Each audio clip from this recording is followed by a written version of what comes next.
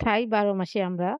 এই জাতটা আমাদের দেশি আমড়ার থেকে একটু ভিন্ন। আমাদের দেশি আমড়াগুলো সাইজে অনেক বড় হয়। তবে থাই ১২ মাসি আমড়া সাইজে অনেক ছোট হয়। তবে এই জাতটা ১২ মাস ফল থাকে। একই গাছের মধ্যে ফুল দেখা যাচ্ছে এবং এদিকে ছোট, ছোট ফলও নতুন দেখা যাচ্ছে। এই যে এগুলো হচ্ছে ছোট, ছোট ফল মানি ফুলের থেকে ফলে পরিণত হচ্ছে।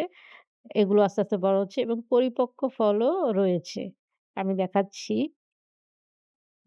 যে সাইডে এখন পরিপক্ক ফলও রয়েছে।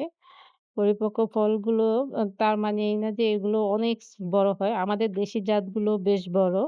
কিন্তু এগুলো ছোট, ছোট সাইজের। তবে বেস্ট হচ্ছে এটা সারা বছর ফলন থাকে। একদিকে ছোট ফল, বড় ফল এবং ফুল সারা বছর ধরে ধরে থাকে। আমাদের দেশি যে জাতগুলো সেগুলো টক মিষ্টি হয়। আবার বরিশালের জাতটাও খুব ভালো।